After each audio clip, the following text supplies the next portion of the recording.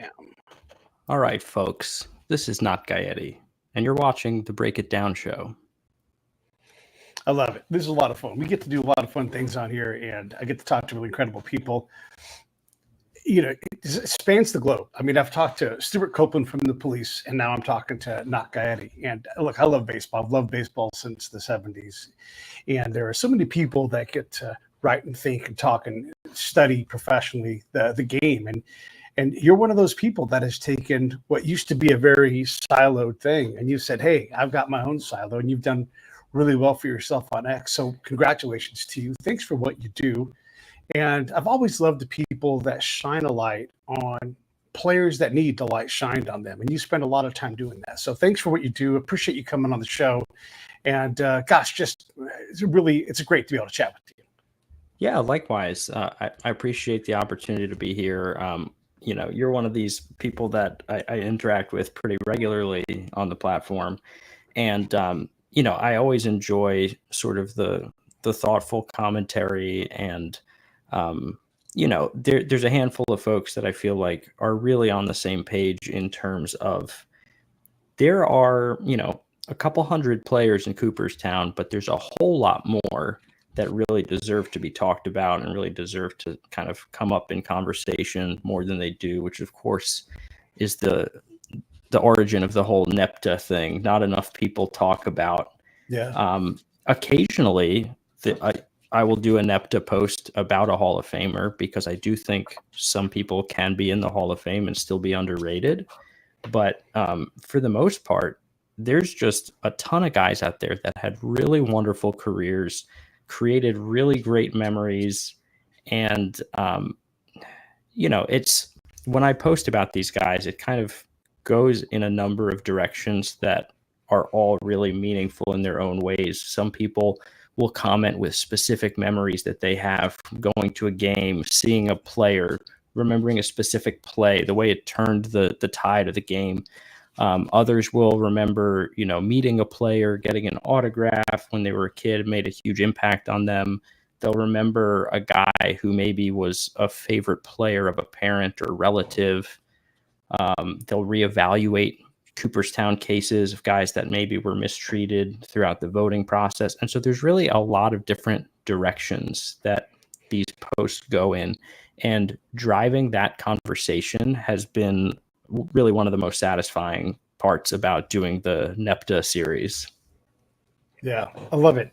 It is a lot of fun. I love to talk about these players that have reputation that, look, maybe it's partially earned, I like to write about Bill Buckner anytime I get a chance to, because when you go out and you run the numbers, the guy had tremendous range at first base, had, by several measures, the best or the second best arm at first base. And it's not close. Like, he was a dominator with his arm. But people think about Buckner and think about an error he made late in his career when, if he had played in modern times, they probably would have been able to return some of his range, but he didn't. He played the time that he played. And McNamara's like, yeah, go out there, dude, and go grab that ring. You've played for a long time. And it just didn't work out, and these things happen. Half an inch sometimes makes a big difference in someone's life. And I like to be able to talk about Buckner and what a freak he was in his career. Yeah, and he was the subject of one of my longer articles, one of my early Not Gaetti at Large columns that I published on X. And in typical Not Gaetti fashion, I think it was titled "You People Are Mishandling Bill Buckner's Legacy." And ultimately, that's what it comes down to. You hit it right on the head with misremembering his entire career by viewing it exclusively through the lens of the worst play of his life on the biggest stage in front of the most people. And that's not how any artist or craftsman or athlete ever wants to be remembered, for their worst moment. It happens from time to time, of course, but you have to remember, baseball is inherently a game of failure. Even the greatest players don't get the optimal outcome most of the time.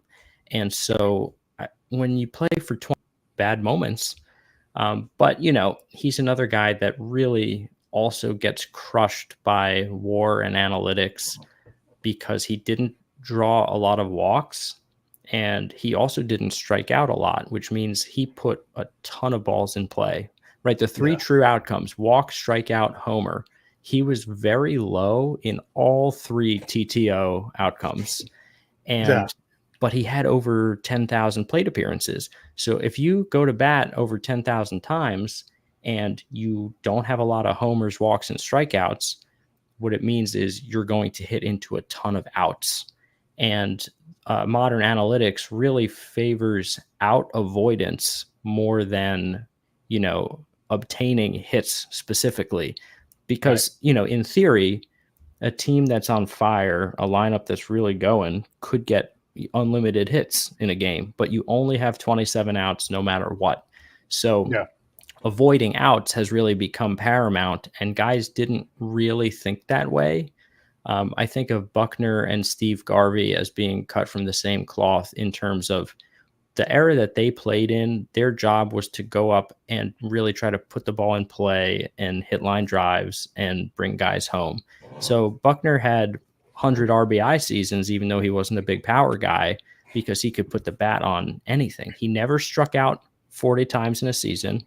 He never, in 22 years, struck out 3 times in a game.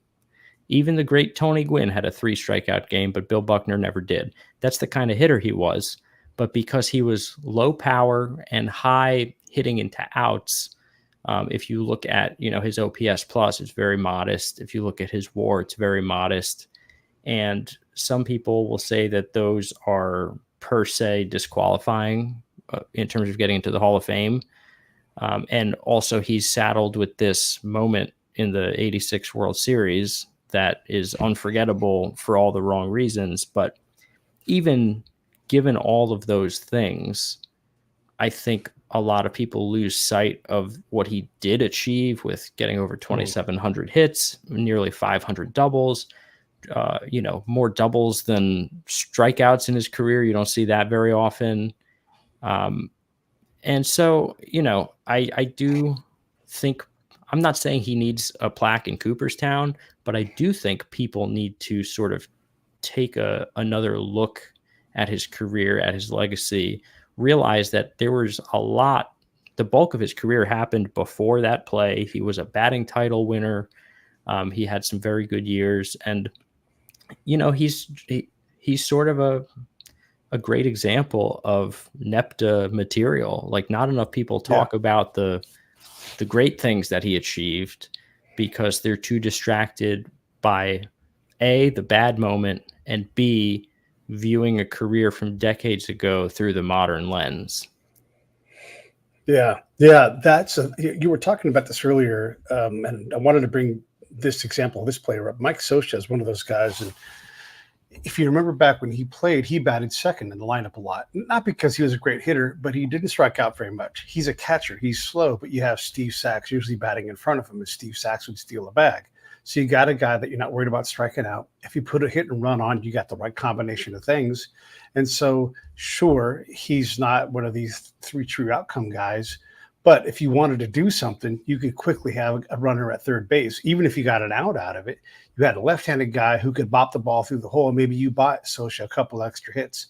I think Mike Scioscia's on-base percentage for his career is .344. This is a slow catcher, Right. But he never struck out more than maybe 50 times in a normal year. Maybe he's got a bad year out there, a flyer of a bad something, but this is a very talented guy. You never think about his ability to do that and what that means for a guy like Tommy Lasorda. He's like, hey, I'm going to give you a problem of Steve Sachs on second or third base with 1 out, or maybe no outs, but and now you have to deal with my 3, 4, 5 hitters, and that's a real thing that is a little bit lost to the folks that are a little bit focused on how important the lineup structure is. And so we do lose these guys like Buckner and Scioscia and all these other different guys that played a certain role in the lineup, because you don't have to be perfect at getting this one job done. You don't have to smash a home run. It's great if Neil Walker plays second base and crushes home runs, 22 times a year.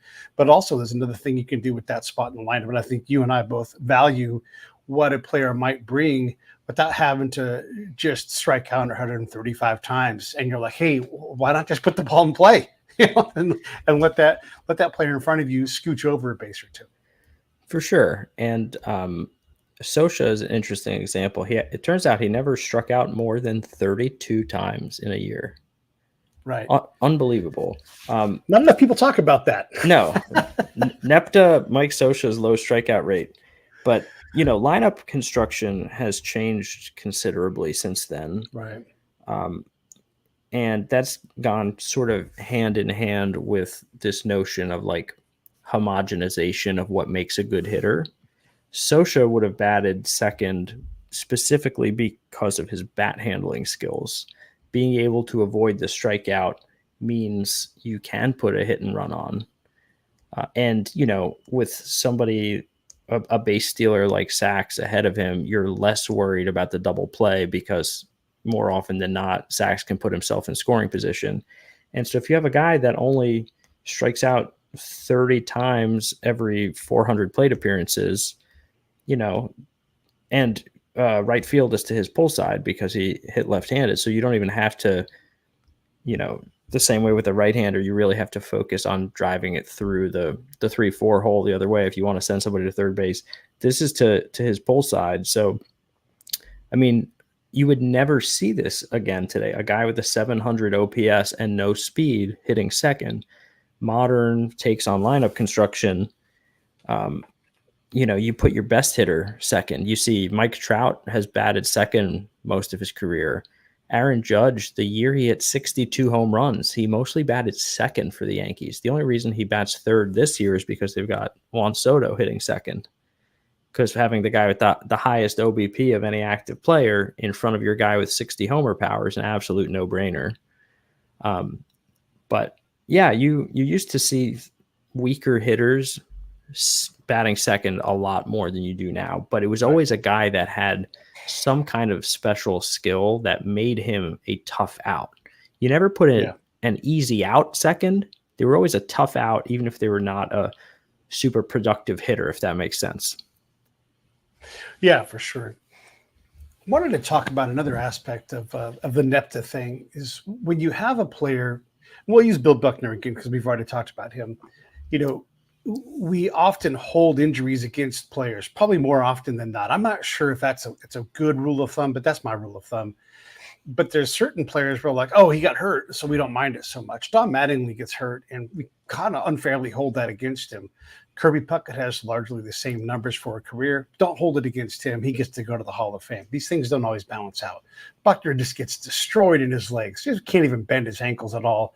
And we hold that against him. And so we have these things where if a player is in a certain situation, if you change their team, if Buckner's on a better team throughout the 70s instead of the Cubs, hey, he bats maybe 200 more times in over the course of the 70s. And all of a sudden, there's another, 35 hits, and he's staring at 3,000. So you have these scenarios where if a player is just simply in a better situation because they get traded, it's him and Garvey. Garvey stays. What if Garvey leaves and Garvey goes to just a bad team? You don't know. He doesn't get the shine that he gets from playing on the Dodgers and going to World Series, winning a World Series title. These situations, we often lose sight of the era and then just dumb luck of being on a good or a bad team. Yeah, I think people consider those things differently. I'm a big proponent of mostly considering reality as it was. I mean, take the career of Derek Jeter, who played from 95 to 14. He played 20 years for the Yankees, during which time they never had a losing season. They had a run of 6 pennants in 8 years. They had a run of 4 World Series in 5 years. And he was the everyday shortstop for 2 decades for the best team in baseball. Right. It drives me crazy when people say, oh, if he played for Milwaukee, you'd never would have heard of the guy. First of all, I don't think that's remotely true. But second of all, maybe another player would have had a better career than they did if it had been them in New York instead of wherever they were playing. But even if that's so, that's not what happened. Okay, if Barry Larkin never gets hurt and plays his whole career in New York instead of Cincinnati, he's still a Hall of Famer, but he's maybe like a unanimous Hall of Famer, right? Right. Um, Right. but that's not what happened. Barry Larkin is Right. a Hall of Famer because he was great, but he played his whole career in Cincinnati and he had trouble staying healthy. You know, he's not less of a player, but I have always said that greatness really requires opportunity. Mm. You know, I think part of what makes Derek Jeter great is that he had the opportunity to be great and rose to the occasion.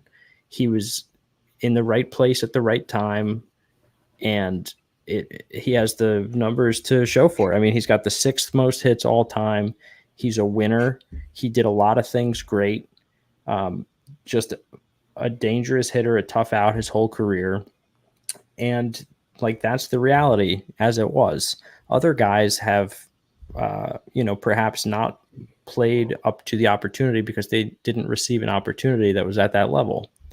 People talk about Harold Baines a lot. It frustrates me to no end that he's been sort of vilified as a weak Hall of Fame candidate. People, they have the Baines meter showing how 38.8 WAR or whatever he has is like setting the bar way too low. People complain about it like he put himself in the Hall of Fame, right? I don't agree with him drawing so much ire for this, but he's a case where he played through 2 separate work stoppages in 81 and in 94, 95. And so this is no fault of his. And in the case of injuries, it's like I wouldn't say injuries are the player's fault either, but it is ultimately a failing of one's own body, right? It's you don't blame them for it, but Cal Ripken was indestructible. Barry Larkin was not indestructible. So Baines, we're not talking about injuries. We're talking about work stoppages out of his hands, not a failing of his body, not a failing of him as a player, but he missed, probably between a half to a full season's worth of games as a result of this. Had he played those games, had he played even most of those games, he finishes his career with over 3,000 hits, 500 doubles, 400 home runs, 1,700 RBIs. These big, monumental counting stat milestones, nobody would bat an eye. They'd be like, well, that's a Hall of Fame hitter. If you have 3,000 hits, 1,700 ribbies, you have a plaque in Cooperstown, period. He's really not far below any of those thresholds. He's just under 3,000 hits, just under 500 doubles, just under 300 homers. And he's still in the 1650s, I think, for RBI. The guy was a problem for years. But he's an example where I think he was deprived through no fault of his own, not even through injury, of the ability to reach numbers that would have everybody unanimously celebrating his induction instead of saying, oh, he shouldn't be there. I want to go back to Derek because he's one of the guys that looks like, they call him overrated. And I think you and I agree on this. There's something to be said for durability and longevity. Derek plays, I think the number is, I'm on memory right now, but I think the number is 90% of the possible shortstop games for the Yankees during his career. Nobody else does that over 20 years. I mean, he is the Iron Man of that position. He does better than Vizquel at that position. He does better than Ripken. Now you have to put Ripken in a 20-year hole because that is the standard that Derek sets. He's like, here's 20 years. You're going to have to do better than me at that. Ripken can't do that because he plays third. So there is some context there, but that is the reality. So 9 out of 10 games, there's Derek standing there, and that's valuable. Hey, I'm going to sign a guy for 20 years. You're the owner, right? And he's going to play 90% of the games. He's going to hit 310 for his career, number 6 all-time in hits, a fuckload of doubles. He's going to be absolutely incredible. He's going to be better in the playoffs. You're going to sign that guy every single fucking time for 20 years. Time. Yeah. Yes. Every single time. And so you pay any price. Any price. He's going to play in New York City with all the pressure and he's not going to cause scandals. Oh, yeah. Can we tell the kid, yes, sign it right now. And so when you think about it in that way, I'm not saying that short careers with big peaks aren't valuable. I'm not saying there are players that had better seasons, but when you look at that availability, that durability, that longevity, is he the greatest defensive player? No, but he's not that far back from Ozzie Smith. when you look at the greats, all of the greats at playing shortstop, all the way at the right side of the bell curve, right? He's over there on the defensive side. I mean, he's number 10 all time in assists. You don't suck if you've got the 10th most assists. Yes, he plays a lot of games there, but he plays a lot of games there because he doesn't suck. And so these are the things that people get, I don't know why, but they get wrapped up about this. And I don't know if it's emotional. I don't know if they're partly right.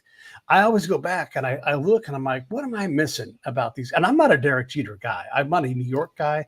I just look and I go, man, this guy is incredible. Every time I look and I'm like, I'm blown away by how good and how steady and how long he's good and steady. And it's incredible. Yeah, I mean, and a 377 OBP for 20 years, and the guy also stole over 350 bases. Like, he could hit, he could run, he did a lot of things well. I think it's inherent in human nature that when you have a guy on that level, people look for something to hate, something to complain about, something to say, oh, you know what, he's not all that. Maybe we can bring him down. And defensive analytics have been that for Derek Jeter.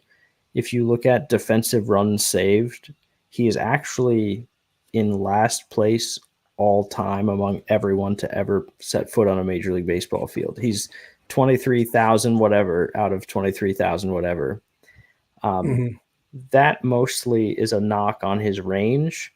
And for sure, I watched a lot of Yankee games, and I can't tell you how many dozens of times a week you hear John Sterling, and it's past a diving Jeter into center field, right? Yeah. So was he the rangiest? No, he didn't play like Ozzie. He didn't play like Belanger. He didn't play like some of these guys who could get to anything. Vizquel, Ray Ordonez, right? There's a different breed of glove first shortstop.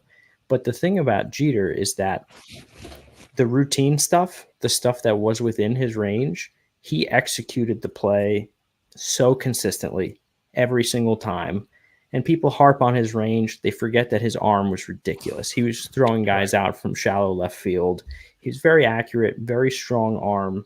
And if you hit it to him, you had so much confidence that he was going to make the play.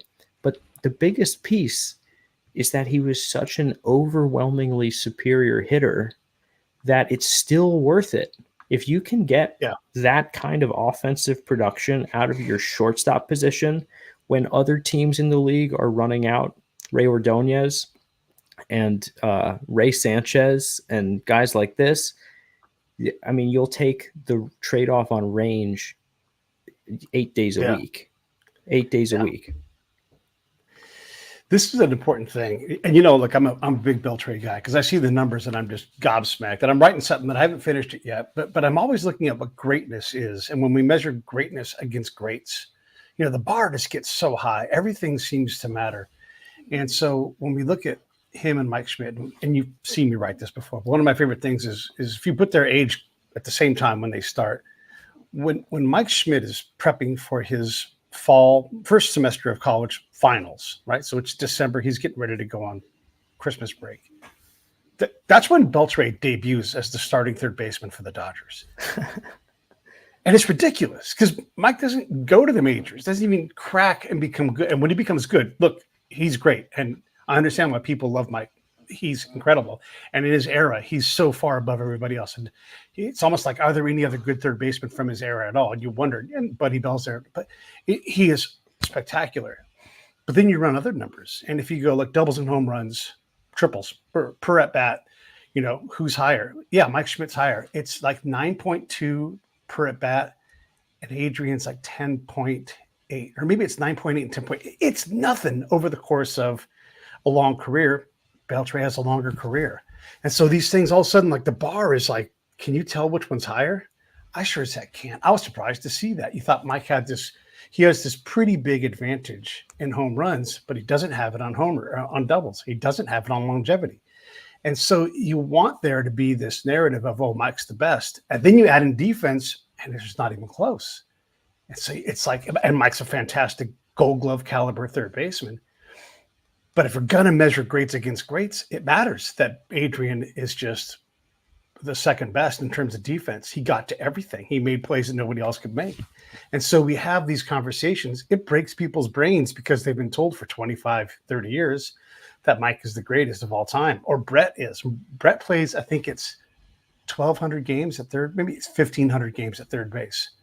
Adrian plays another almost 1,000. The gap is enormous, like 800 game gap. You can't be better at third base than someone who plays 800 games at the elite level. You know, maybe Schmidt can. He's got like 20. There's a bunch of guys at 2,200 games in that range. And then there's Beltre at 27, and then Robinson at 28. These gaps, they matter when you're trying to measure greats against greats, because you just can't bleed 100 games and be like, I'm better than that guy for very long. Yeah, and I mean, I think there's still an argument to be made that Schmidt might be the best all-around third baseman when you factor everything in, because the era that he played in, his offense was just so prodigious and so dominant. I mean, I'm trying to think how many he won like 7 home run titles. It's ridiculous. Yeah. I mean, he led the league in OPS like 5 times. Because the thing he did that Beltre didn't do was he also drew a ton of walks. Yep.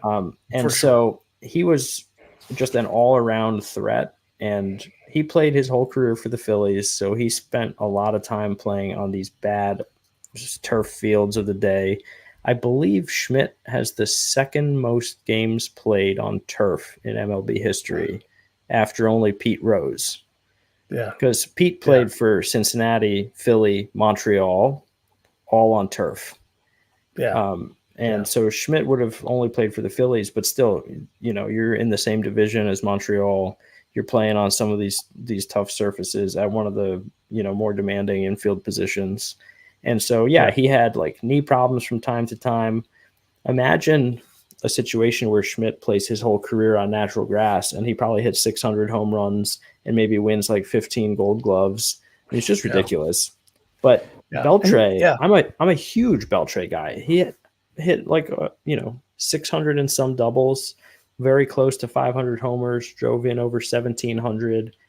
And also just a tremendous defender. Like you said, you see him make plays that other guys of his era don't make. Like maybe Brooks Robinson makes it, but guys playing when Beltre was playing probably don't make a lot of those plays. And I'm also big on sort of intangibles and character and Hall of Fun, right? I think Beltre is for first ballot Hall of Fun. And, I give him a lot of credit for that too, just being a really joyful player to watch. Yeah. It's, and I don't want to just talk about the players I want to talk about, but these are the fun conversations. And again, let me scope back and look at all 23,000 players. When you look at that, there is no difference between Buddy Bell and Ozzie Smith. These guys are all on that flat side of the bell curve where all the greats are. And you're like, Buddy Bell, but I'm telling you, when you scope back and there's 23,000 players and the bell curve has players that have negative WAR, because that's where most everybody resides, you realize that we're arguing over people that are just incredible players and incredible athletes. And so whether it's Ken Keltner or guys who don't make it in that have 45 WAR, come on, there's no difference. I mean, Aramis Ramirez, I think should be a Hall of Famer. If we're going to look and we're going to measure and we're going to scope back and looking back, come on, what's the difference here? We're really not talking anything, and people don't ever think about it. I've written about Aramis Ramirez a couple of times, but we dismiss these guys way too quick, and we go back to talking about King Griffey Jr. It's fun to talk about King Griffey Jr., but there are so many players that deserve such a longer look, and the way the system works, a lot of players get processed one time.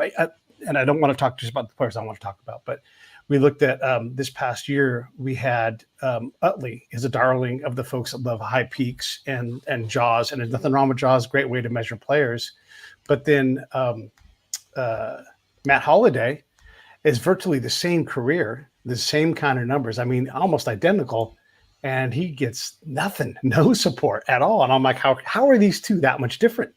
I mean, there's no way that Utley's defense is so much greater that it covers for Holiday's better offensive numbers. And if it is, I don't see how one can have, 20% Hall of Fame support and then essentially one and done on the ballot. So that's always interesting to me when you look at these things and people are so passionate about why Holiday sucks, but Utley is great. And I'm like looking at him and I'm like, Okay, but where is it at? Show me where it is. In base running, is it in base running? Is that the difference between these two guys? I don't buy that, man. Right. And so that's actually an interesting comp, Holiday and Utley. You know, it would not shock me. I don't have the numbers in front of me, but it would not shock me if Utley had superior base running metrics. But I think bigger picture, the difference is Holiday won a batting title, right? And people will say, but he was on the Rockies. You know, Coors has a disproportionate number of batting title winners, even though they have so few Hall of Famers, right? You have guys like Matt Holliday, Justin Morneau, Michael Kadire, who show up in the Rockies and suddenly win a batting title. So he gets penalized for the park factors. And then the bigger thing is Utley is giving you these numbers at second base, while Holliday is giving you these numbers at the position of Barry Bonds.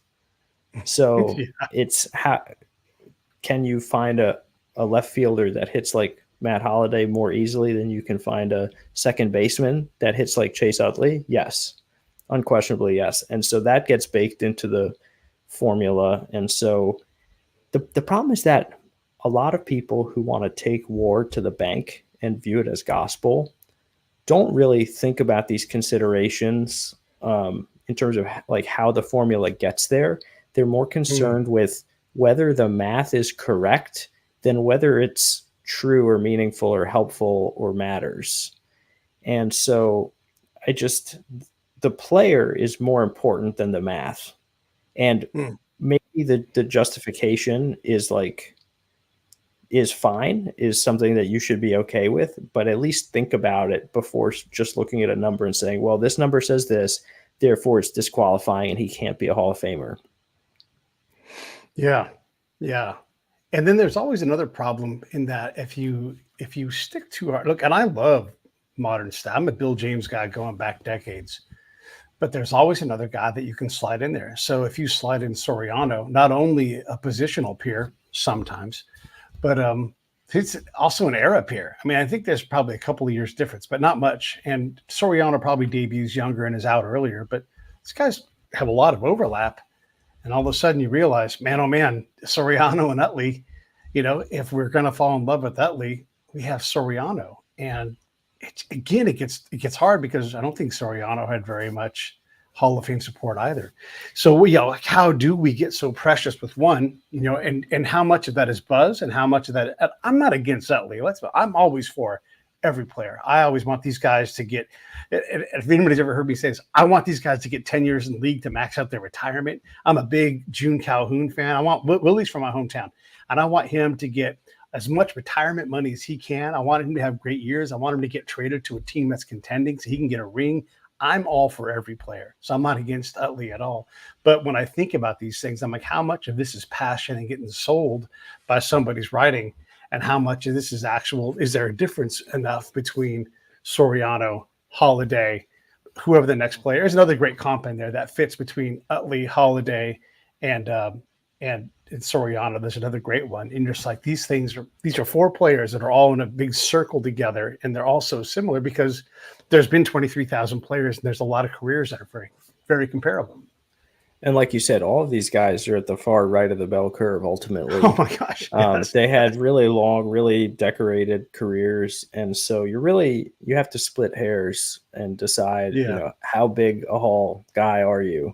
You had brought up Buddy Bell before, who was a 6-time Gold Glover, hit over 200 homers. Terrible. You know, he was a one and done on the Hall of Fame ballot. He got 1.7% of the vote, fell off the ballot, and this is a guy with over 66 WAR. Yeah. Oof. Yeah. Soriano, you brought up. He was a recent NEPTA subject, actually. Okay. Yeah, he hit over 400 homers. He had a 40-40 season. Just incredible stuff. He almost had a second 40-40 season with the Yankees. He missed by 1 homer. So he would have been the first player in history to have 2 40-40 seasons. Just unthinkable. The guy was so dynamic, so exciting to watch.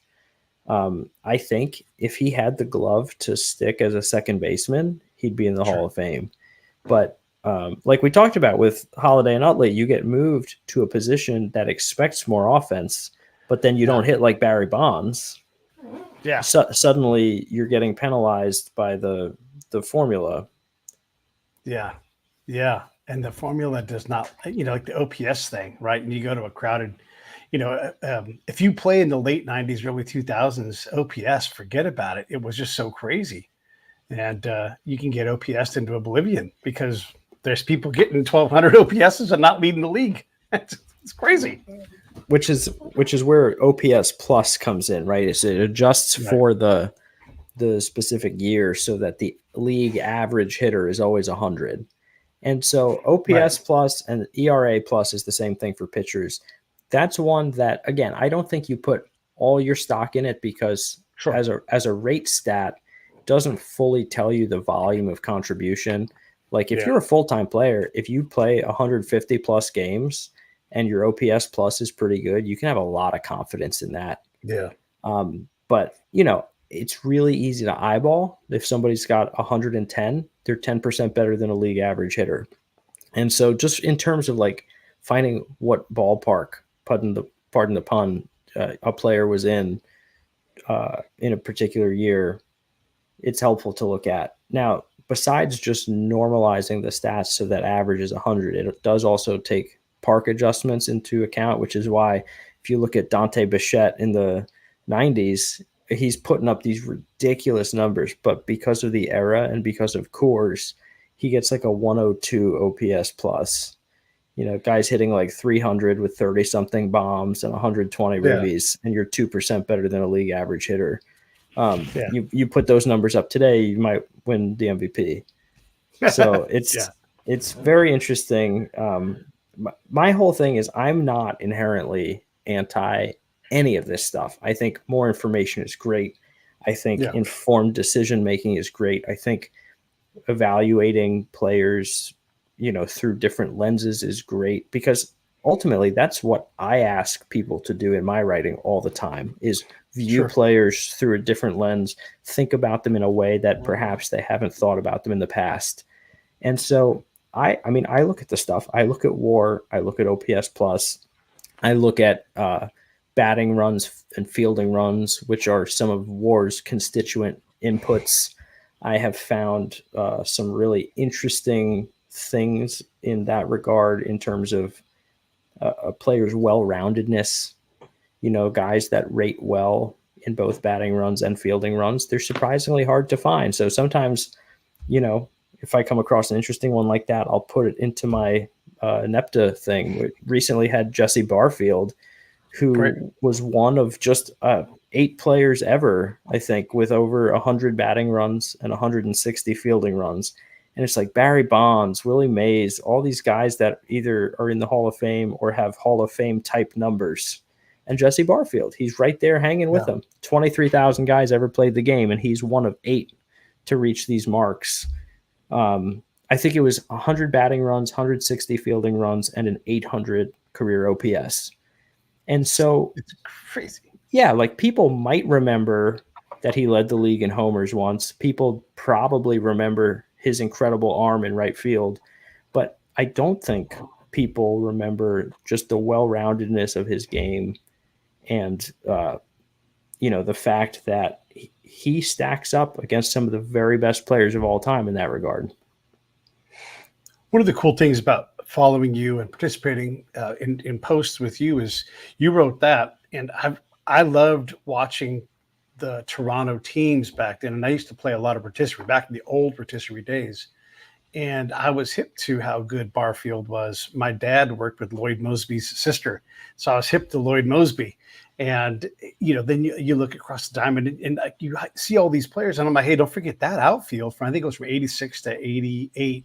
Those seasons, maybe even 85, that was an incredible, hard to beat outfield across any era. I mean, that's just 3 great players. They weren't all necessarily, George Bell was the other guy. They weren't all necessarily great the same year. Between the 3 of them, you average them out, and you've got a lot of stolen bases. Every single one of them, I think every single one won a Silver Slugger. There was a lot of Gold Gloves. It was just a lot of talent. And so you take that great NEPTA thing and it's like, hey, I can add something on top of that and be like, don't forget, this was a great outfield between 86 and 89 or whatever those years were. And other people can do the same thing. We really can celebrate that outfield, that era of Toronto, and just really love baseball. And that's one of the things I love about what you create, man. It's a really neat way to do one of the things that I love to do, and I know you love to do it too, is just to celebrate baseball, celebrate an era, and really learn something. Because when people fight back, and I'm like, well, let me dig back into the numbers that I think I have. And let me dig back into this era. And then, I'll go into the newspaper's database and I'll look for things and I'll go read the paper of the time. And I'm like, oh shit, I didn't realize this thing was a thing. And then I'll bring those notes out too. And there's just such a neat way to participate communally instead of just having like Bob Ryan writes, no knock on Bob, but have Bob write one thing. We all read it and go, oh, okay, great. That's a great thing. And then move on to the next thing. No, we can build a bigger body of knowledge. I really love that about what you do and what you create. Yeah, it's really organic and it's really fun and it draws in people to participate in different ways for different reasons.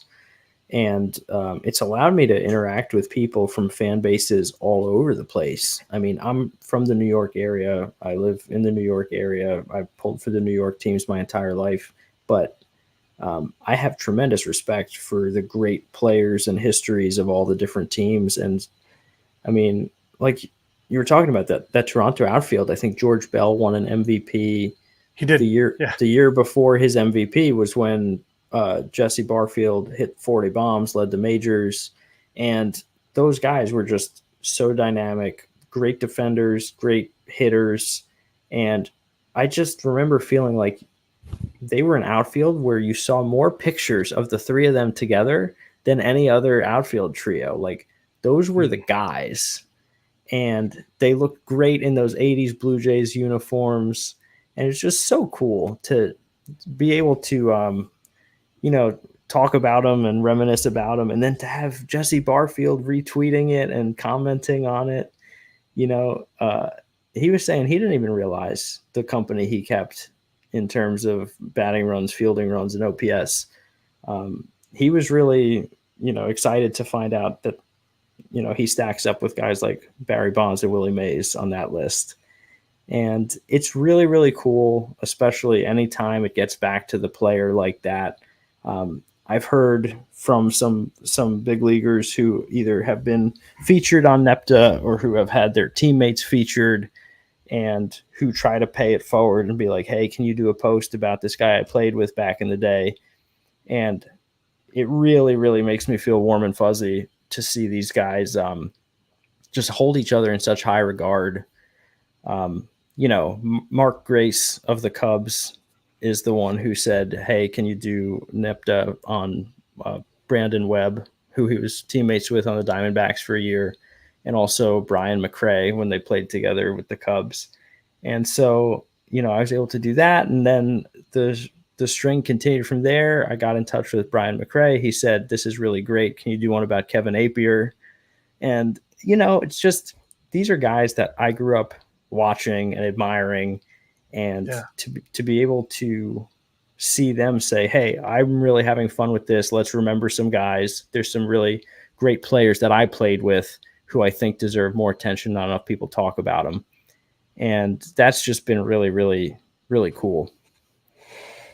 Yeah. What kind of a player do you like? Like what's a Gatti classic player? And I guess you could say Gary Gatti maybe, but what's a kind of guy you like? Is it a balance between that offense and defense? What's your kind of player?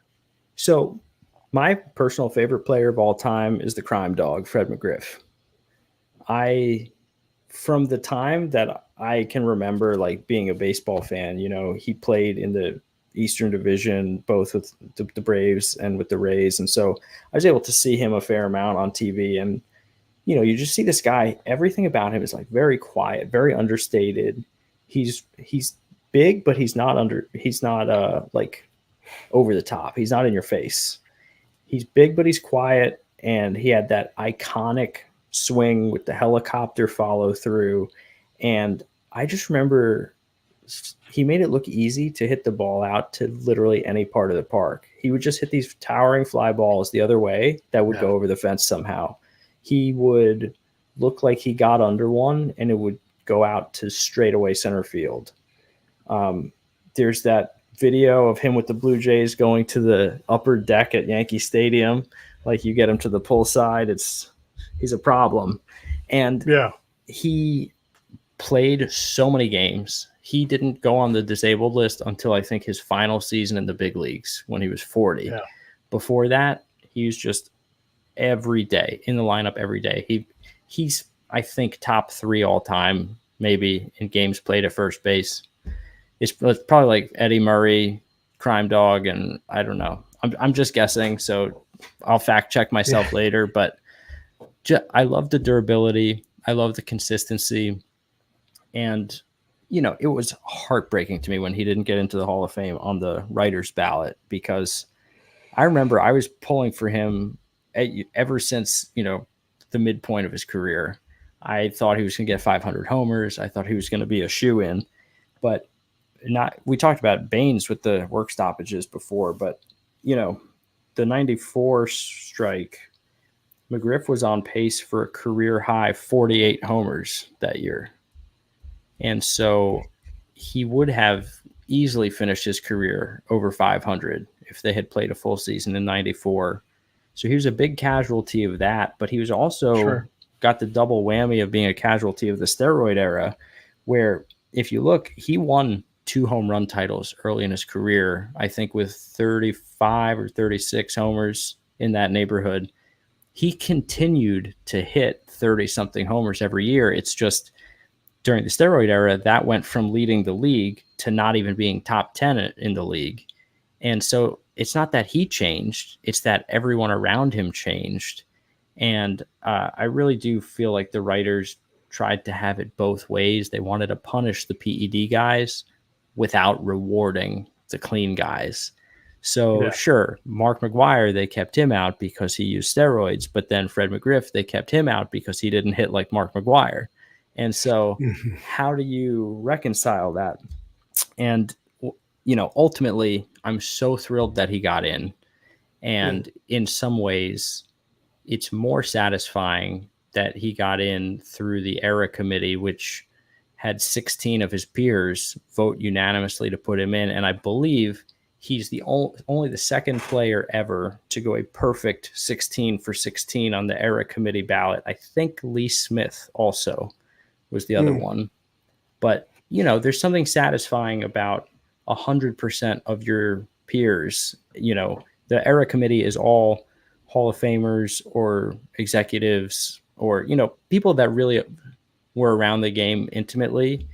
Not that all of the writers aren't around the game intimately, but there are writers with Hall of Fame votes who perhaps don't cover baseball anymore and have like sort of a legacy vote and may not pay very close attention anymore to the game.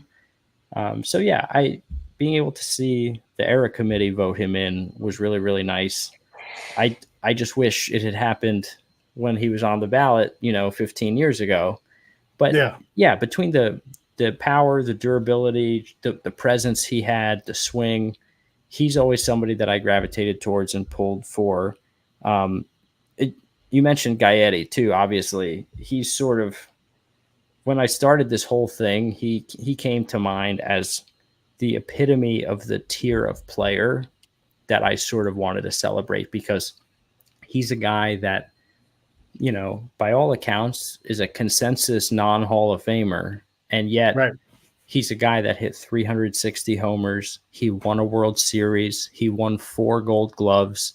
So he could hit, he could field, he could win.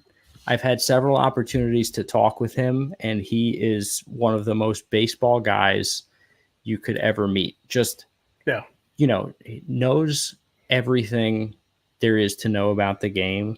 And when you get between the lines, just a fierce competitor, will do anything to help his team win. If he has an 0 for 4 day at the plate, he's going to make sure he does something in the field. He's going to do whatever it takes to be a contributor. And, he's decorated, he's accomplished. And yet, like I said, probably a consensus, not Cooperstown guy. And I think that is such an interesting sweet spot. And those are the guys that I think not enough people talk about. a peer of his at third base, another guy who no one's clamoring for to get in is Tim Wallach. Same thing, just a fuck ton of games at third base. Great player, great glove, tons of offense, and never going to get into the Hall. But damn, what a fantastic player. Also, Arab here.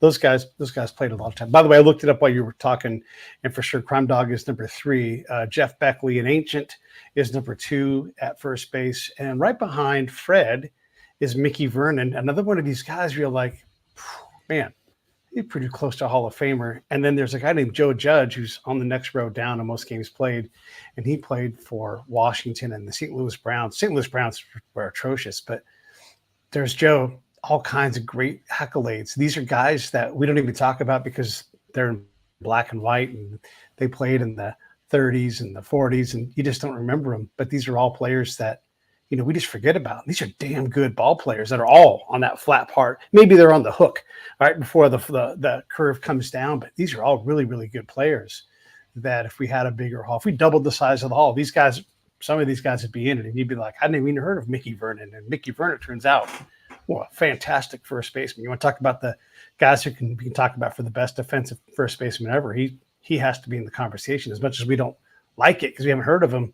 There he is, just scooping up balls left and right. So, yeah, it's neat that we get to talk about guys like Tim Wallach and Gary Gatti, and I love it that Crime Dog is in. I wanted to ask you this about the Hall of Fame, because one of the things I'd love to see from the Hall of Fame, and I'm slowly working on, first off, let me say this. I'm working on a documentary, hopefully, if we can get everything, the funding and everything continues to go forward. These things are so hard to do, so I don't want to get too braggadocious about what we're going to do, but what we're going to do is make a documentary about Felipe Alou's life. And one of the things to do with this is to say, hey, this guy had a near Hall of Fame level career. He's also like the Jackie Robinson type character of the Latin American players. There's him and Roberto Clemente. He's the first Dominican. And he really ought to be in the Hall of Fame. And let's do this before he gets to be too old, because he's basically a 90-year-old man now. And we want to celebrate these guys and get them into the Hall while we can. So instead of having these committees be ponderous and take 2 years to maybe put nobody in, like, let's get to chopping. There's a lot of guys who need to get in. A lot of these GMs that are like getting older and older. And it's like, hey, what are we going to put these managers in that have 2,000, wins? And I mean, oh my gosh, there's a lot of people that need to be considered. So we're going to have to open up that gate. Pete thinks a little bit. And so hopefully Felipe and a bunch of other guys that we haven't got in yet, we're going to start putting them in. And I'm not politicking for anybody specifically here, but I think we're going to have to do something, because the writers are doing their job. They're being gatekeepers, but they're gatekeeping for the players. And now we have everybody else, pioneers, the early black players, haven't put any of the Japanese players that deserve to be looked. Now that we got the Negro League teams in, we got to start looking at these Japanese players that played, and then the Latin leagues. We got to start figuring all these things out. And that means we're going to have to carve open another hole in our Hall of Fame doorway and start pushing players through. What are your thoughts? Yeah, it's tough because there's a lot of great baseball going on sort of all corners of the globe, and we mostly think about the impact that they make on MLB. So Yeah. I think Felipe Alou is an amazing example, because he's somebody that played, he's somebody that managed, he's somebody that comes from really a legendary baseball family. He's what you'd call a baseball lifer, Yeah. And I think if you ask some, average people, hey, is Felipe Alou in the Hall of Fame? Some people are going to say, yeah, I've heard that name like for decades and decades. He must be somebody pretty famous. And yeah, listen, I wouldn't be upset if Felipe Alou had a plaque in Cooperstown. Yeah. He's the first Dominican player to come from the Dominican Republic and then get into the major leagues. I didn't know that. And the first thing he encounters, this is great. It's in the 50s. He goes to Louisiana, and like the week he arrives, Louisiana's like, guess what? We've decided. This is the late 50s. We've decided no blacks and no whites on the same field. He's like, well, that's great. I'm from the Caribbean. My mom's black. My mom's white. So I'm good. And they're like, no, you're black. You got to go somewhere else. And it's like, he's like, what do you mean I'm black? And all the black people are like, no, that guy's not black. We don't know what he is. He's Spanish. And they're like, well, we don't care. And so he instantly encounters racism. And he's like, I'm not black. And so like instantly he's like in this whole new world. And it's such a crazy story. And so he just starts cut this trail that the Latin American players had to cut. And there are other Latin American players that are there before him, but he's the first Dominican. And you look at the entire legacy, no country after the U.S. Has more players. It's just an amazing story. So, he is deserving of a big, hard, long look. And there's so many different players out there that we're going to have to consider. Who is your pet needs to get into the Hall of Fame type player?